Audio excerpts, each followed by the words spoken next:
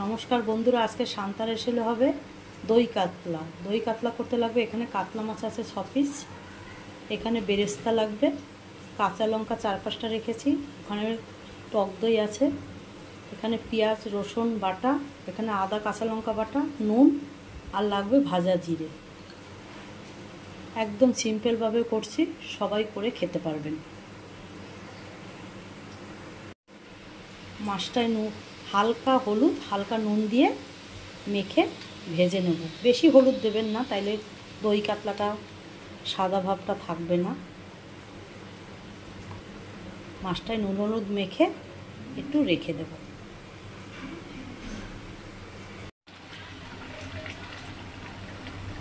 আমি দই কাতলাটা সাদা তেলেই করব। এবারে সাদা তেল দিয়েছি কড়াতে, মাছগুলো ভেজে নেব।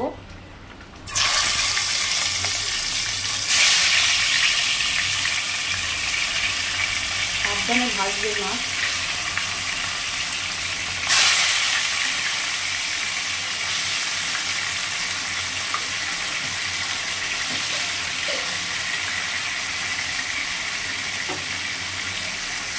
মাছটা ভাজা হবে, এবারে খুব বেশি ভাজবো না, হালকা করেই ভাজবো।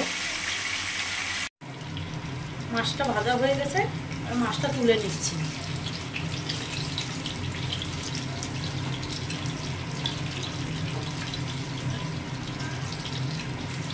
মাছটা তুলে তেলটা একটু কমিয়ে নেব। মাছ ভাজার তেলটা কমিয়ে নিয়েছি। এবার একটা দিয়ে দিলাম শুকনো লঙ্কা ভেঙে, এক টুকরো দারচিনি, 2টো এলাচ। এবার এটা একটু হবে, হালকা হবে।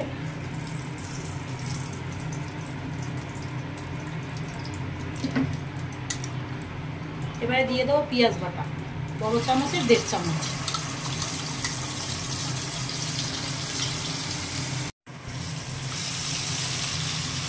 দু চামচ পেঁয়াজ বাটা দিয়ে দিয়েছি।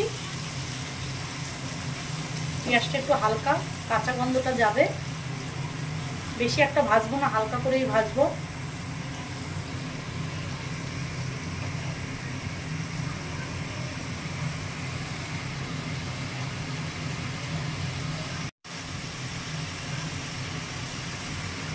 আদা কাঁচা লঙ্কা বাটা 1/2 চামচ,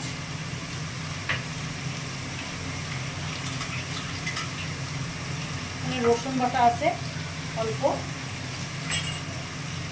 এবার এটা ভালো করে ভেজে নেব। দিয়ে দিচ্ছি ভাজা জিরের গুঁড়ো 1 চামচ, বড় চামচের। দিয়ে দেবো লবণ পরিমাণ মতন। এটা একটু কষা কষা হলে পরে এবারে গ্যাসটা কমিয়ে দিয়ে দেবো টক দই। টক দইটা যখন দেবেন তখন গ্যাসটা একদম হালকা থাকবে। এবারে এটা একটু ভালো করে কষিয়ে নিতে হবে। মশলাটা কষানো হয়ে গেছে, দইটা দেখুন কি সুন্দর তেল ছেড়ে দিয়েছে। যেহেতু দই দিয়েছি, অল্প একটু চিনি দিয়ে দেবো ব্যালেন্সের জন্য। এবারে জল দিয়ে দিচ্ছি, এই টক দইয়ের বাটির জলটাই দিয়ে দিলাম। এবার ঝোলটা ফুটবে, মাছটা দিয়ে দেব। ঝোলটা ফুটে গেছে, এবার মাছগুলো দিয়ে দেবো দইয়ের ভিতরে। দই মাছ করতে একদম সহজ, সবাই করতে পারবেন।